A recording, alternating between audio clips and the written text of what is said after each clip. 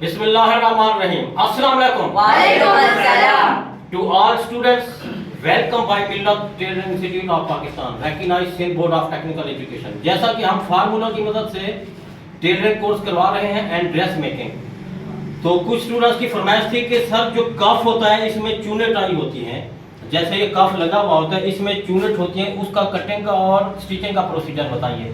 ये हमारे वफादार इमरान टेलर हैं, इनकी दुकान पे चूनेट वाला बाजू आया था, मैंने कहा चलो इस मौके के मुताबिक इनको बताया था कि इधर ले आइएगा, इन्फॉर्मेशन ग्रुप स्टूडेंट्स दे दूंगा। ये इसमें चूनेट कैसे होती है और कफ कैसे लगाया जाता है, इसकी कटिंग कैसे की जाती है। तो जैसा कि ये कमीज कटी पड़ी है हमारे सामने, तो इसका फ्रंट एरिया हम यूं पे मैच कर लेंगे। ये 10 है तो हम 11 रखेंगे, यानी ये इसका आर्म होल ये 10 है तो 1 इंच प्लस करेंगे तो ये हो जाएगा 11। तो अब हमने इस फैब्रिक को, ये 4 फोल्डिंग है, ये 2 फोल्डिंग, इसके बाद 4 फोल्डिंग, 11 कितना नजर आ रहा है? 11। और इस तरफ 10, 11, इस तरफ भी 11, यानी सीधा 11 रखना है हमने। तो उसके बाद इधर से डाउन हम कितना करेंगे, तो आपने काबिल गौर रहना है, ये 11 को 4 पर तकसीम करना है और 1 इंच प्लस कर देना है। इसके बाद आपने 11 को 8 पर तकसीम करना है तो इधर निशान लगाना है। तो अब हमने इसको इस तरह से ऐसे लेके आना है, अलिफ मद आ की तरह, इस जगह पर चारों पैनल कट करने हैं। उसके बाद जो हमने 8वां हिस्सा किया था, इस जगह से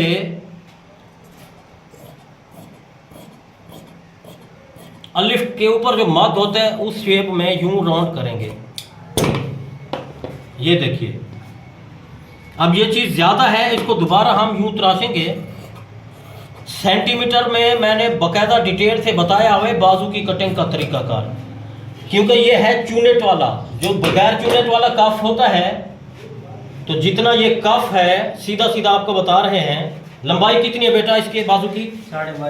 22.5 बाजू की लंबाई है, तो आधा इंच इधर हमने स्टिचिंग अलाउंस रख लेना है साथ। इसके बाद ये तो बाजू है हमारे पास, ये देखिए 22.5 इंच। तो अब हम जब कफ लगाएंगे तो ये इस तरह से आपने ये रख लेना है। इसके बाद आधा इंच आपने यूं ले लेना है, ये आधा इंच ऊपर ले लेना है बुकरम से। बहुत सारे स्टूडेंट परेशान होते हैं, सर जितना ये कफ है तो हमें समझ नहीं आती क्या किया जाए। आधा इंच हमने स्टिचिंग अलाउंस ये ले लिया है, जब बाजू इधर से सिलाई करेंगे आधा इंच ये। इसके बाद हमें बाजू की जरूरत है 22.5 की। जब ये कफ लगाएंगे 22.5 पे आपने ये रख लेना है। 22.5 पे ये रखने के बाद इससे आधा इंच ऊपर कर लेना है। ये नजर आ रहा है बेटा? जी सर। Yes sir. अब ये इस तरह, अब हमने इधर से बिल्कुल सीधा रखना है, वो एल स्केल लाइन का।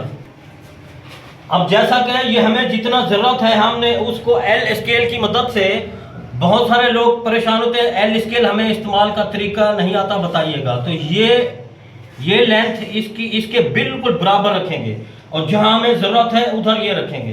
तो फिर आपने यूं लाइन लगानी है बिल्कुल सीधा। अब जैसे दूसरे हम कफ यानी बगैर चूनेट वाले बनाते हैं तो वो यूं इधर से यूं क्रॉस करते हैं, तो इसको बिल्कुल क्रॉस नहीं करना, जितना एरिया ये है उतना सीधा रखना है। इस कन्नी को हटा देना है तो बिल्कुल सीधा सीधा चले जाना है आपने इधर तक। इस पीस को हमने आजाद कर दिया है। इधर सिर्फ हमने चाक रखना है, जो चाक कट होता है वो 3-3.5 इंच रख सकते हैं। तो अगर चाक पट्टी रखना चाहते हैं तो चाक पट्टी वाले में खूबसूरती इतनी नहीं आती, चाक पट्टी रखनी है तो उसने क्या बोला, चाक पट्टी रखें। ये स्टूडेंट्स की फरमाइश है कि इसमें चाक पट्टी भी लगानी है, फिर उसके बाद चूनेट डालनी है।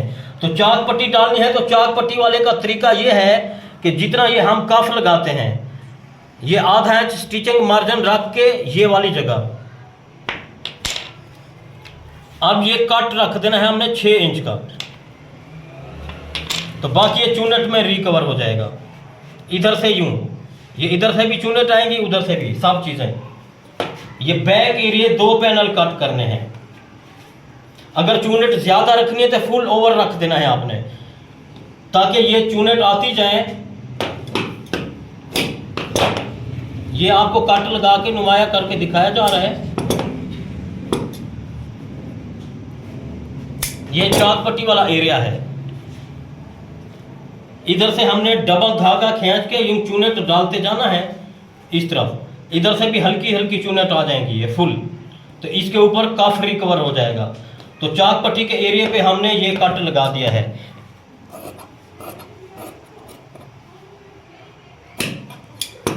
अब ये उल्टा सीधा नुमाया करना है।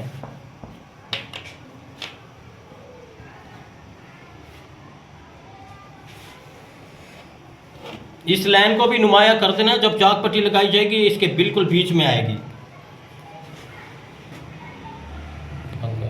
अब जैसा कि हमने कफ को प्रेस करने का तरीका आपको पिछली वीडियो में भी दिखाया था, मजीद दिखाया जा रहा है कि आपने फोल्डिंग किस तरह और कैसे करनी है। ये आपको नज़र आ रहा होगा, यूं ऐसे इस तरह एक ही दफ़ा प्रेस कर लेंगे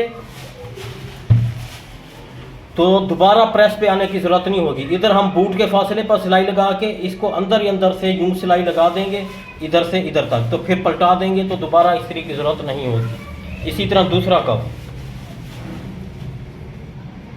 अब चाक पट्टी को किस तरह प्रेस किया जाएगा, ये जैसे चाक पट्टी है सीधी सीधी पहले हमने प्रेस कर देनी है, फिर ये फोल्डिंग करनी है, इसके बाद एक दफ़ा फिर फोल्डिंग करनी है।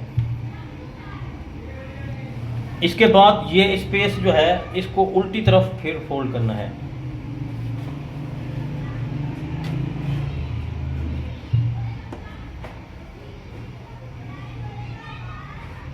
इधर से 1 इंच का कट रखेंगे ये टिक्की बनाने के लिए, जो बाजू की टिक्की के लिए चाक पट्टी का कट। इस तरफ से भी बहुत सारे स्टूडेंट्स परेशान होते हैं और गलती कर बैठते हैं, कट गलत लगा देते हैं, तो फिर एक ही तरफ के दोनों बाजू बन जाते हैं। तो आपने ये याद रखना, एक का कट इस तरफ रखें, दूसरे का इस तरफ। उसके बाद आपने इसको ऐसे हाफ हाफ कर लेंगे तो आपको मालूम हो जाएगा कि एक लेफ्ट और दूसरा राइट है, दायां और बायां खुद ब खुद हो जाएगा, तो गलती नहीं होगी।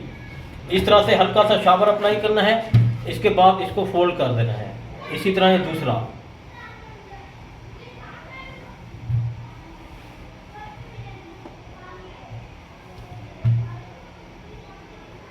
बहुत सारे स्टूडेंट्स गलती कर देते हैं, एक ही तरफ के चाक पट्टी का कट रख देते हैं। अब ये आमने सामने है, एक लेफ्ट और राइट।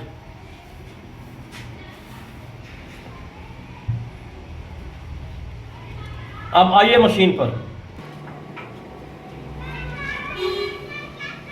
अब जैसा कि ये कफ रखा हुआ है, हमने इसको यूं ऐसे स्टिच करना है एक बूट के फासले पर।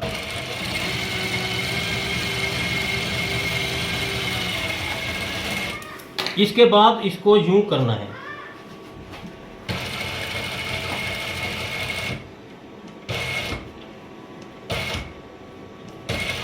अच्छा, बहुत सारे स्टूडेंट्स हैं से कफ में झोल आ जाता है, तो उसका तरीका ये है, नीचे वाला एरिया बिल्कुल सीधा है, इस तरह से आपने इंटर करना है मशीन के अंदर।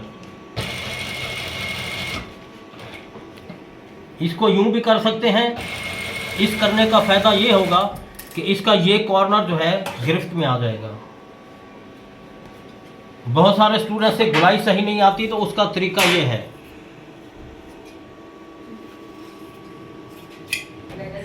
अब जैसा कि ये कट हमने लगाने हैं, इस कट का मकसद ये है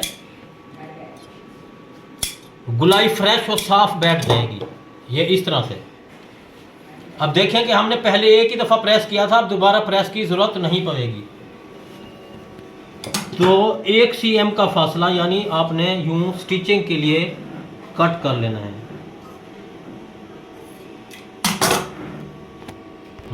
अब जैसा कि ये बाजू रखा हुआ है, हमने इसका एक तरफ फोल्डर बनाना है और दूसरी तरफ से चाक पट्टी लगानी है, ये इस तरह से।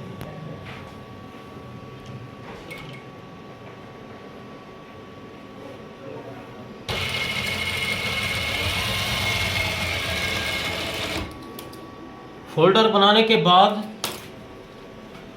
चाक पट्टी जब लगाएंगे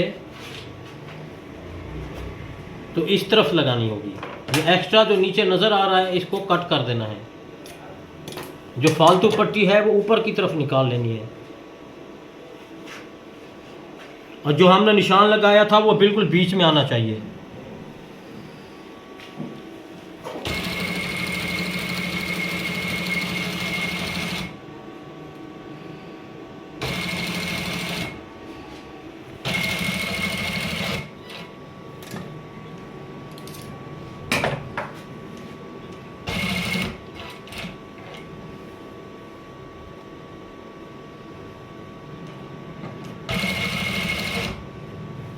अब इसकी टिक्की हमने कैसे बनानी है, इस एरिया तक पहुंचने के बाद फिर इस बटन पट्टी वाले एरिया को आपने साइड पे कर देना है और वी शिकल में सिलाई लगानी है, ताकि दूसरी तरफ किनारे की सिलाई आराम से लग सके। अब ये फालतू हमने यूँ कट कर देना है, ये बटन पट्टी है और ये चाक पट्टी। इसके बाद अब हमने यूँ सिलाई करनी है साइड की, उसके बाद चूनेट वाला सिलेबस शुरू होगा। ये देखिए कि ये सीधी साइड है, इसको हमने ओवर सील करना है, क्योंकि इस जगह पे ओवरलॉक की ज़रूरत नहीं होगी। ये आधे बूट के फासले पर यूं स्टिच करना है पहले, इसके बाद आपने यूं सीधी तरफ अंदर करनी है, उल्टी तरफ से स्टिचिंग करनी है, ताकि धागों वाली साइड अंदर छुप जाए।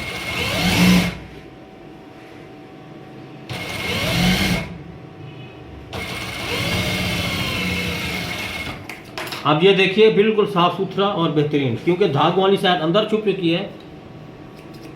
अब हमने चूनेट डालनी है, तो उसका सिलेबस आपको बता रहे हैं। ये देखिए दोनों चीज़ें बिल्कुल बराबर रखनी है, इसको इस तरफ प्रेस भी कर सकते हैं, और इसके ऊपर हमने स्टिचिंग करनी है मोटे धागे वाली। ये मशीन का जो धागा है थोड़ा सा मोटा कर लेंगे। बूट के फासले पर सिलाइयाँ लगाना है। ये देखिए टांका थोड़ा सा मोटा कर दिया हमने।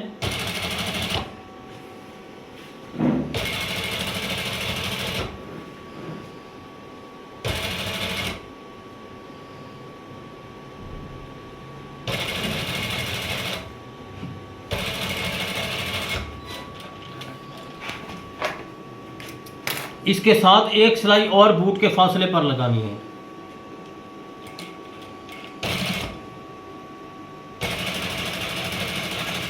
ये आपने ध्यान रखना है कहीं धागा बीच में टूट ना जाए। अगर टूट जाएगा तो उस धागे को निकाल कर दोबारा शुरू से सिलाई लगाना होगी।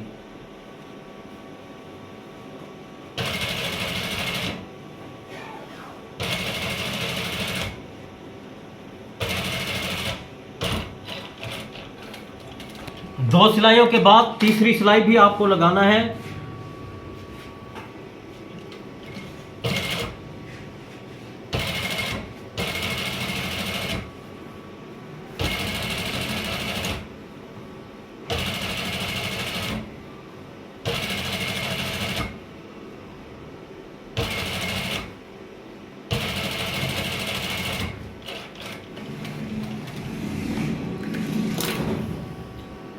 एक तरीका ये होता है कि 3 सिलाइयाँ लगाने के बाद एक सिलाई अंदर छुप जाएगी और 2 सिलाइयाँ नज़र आएंगी। कोई लोग पसंद करते हैं कि मुकम्मल सिलाइयाँ हों इस जगह तक। इस जगह तक आप 4-5 सिलाइयाँ लगाएं, जैसे 3 ये लगाई हैं, 3 और लगाएं, 6, तो बाकी 2 सिलाइयाँ अंदर छुप जाएंगी, बाकी 4-5 सिलाइयाँ ऊपर नज़र आएंगी। तो ये दो अपनी अपनी चॉइस होती है।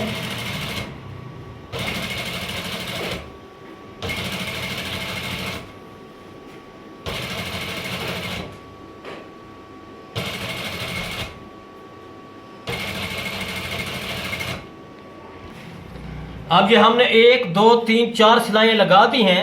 इसके बाद इसका तरीकाकार ये है कि जो नीचे वाली सिलाइयाँ हैं इसको आपने आज़ाद करना है। नीचे वाले धागों को, ये चारों धागे नीचे वाले आज़ाद कर लेने हैं।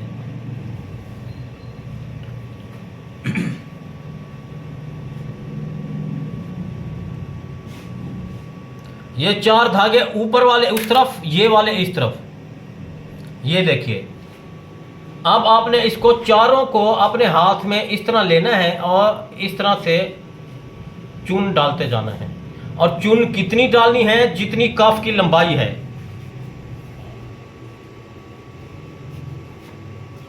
और इस तरफ के जो धागे हैं सबको आपने गिठान दे देनी है ताकि उस तरफ निकल ना जाए।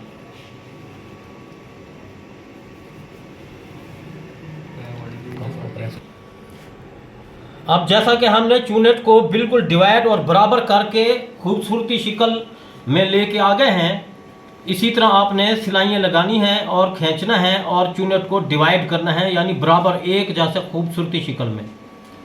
तो उसके बाद लगाने का तरीका जैसे दूसरा आम काफ लगाते हैं उसी तरह लगाया जाएगा, और इन धागों को आपने गिठान दे देनी है ताकि ये धागे इसके काफ के अंदर आ जाएंगे। धागे हैं इनको आपने गिरा लगा देनी है इस तरह से। ये गिठान लगी होगी तो ये मजबूत हो जाएंगे और निकलेंगे नहीं। अब दोबारा आपने इसको सीधा करना है।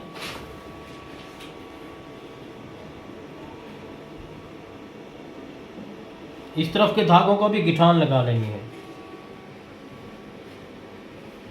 8 धागों को। अब ये भी आपने ध्यान रखना है, कफ का जो बीच वाला हिस्सा है हमने चूनेट को डिवाइड करके ये चेक कर लेना है कि एक जैसा आ रहा है। हाँ बिल्कुल एक जैसा आ रहा है। इसके बाद आपने यूं सिलाई लगानी है, ये उल्टी तरफ से यूं,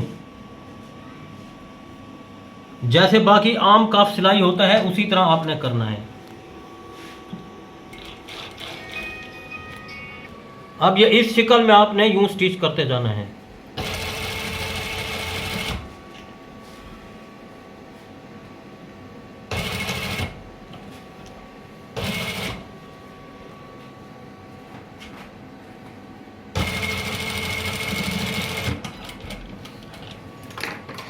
इस तरह से सिलाई लगाने के बाद इसका रिजल्ट ये आपके सामने है।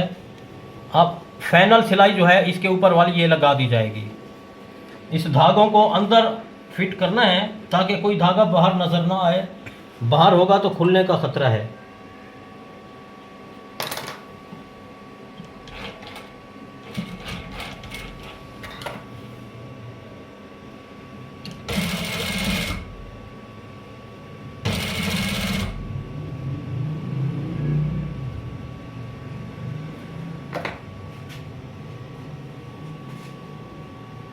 इस शक्ल में इसको फाइनल सिलाई लगा देनी है।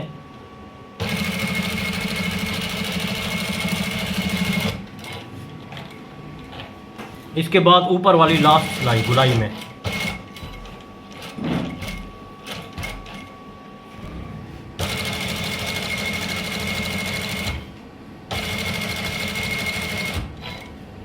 इसी तरह गुलाई वाली जगह पे हाथ से घुमाएं ताकि गुलाई की सिलाई साफ सुथरी बने।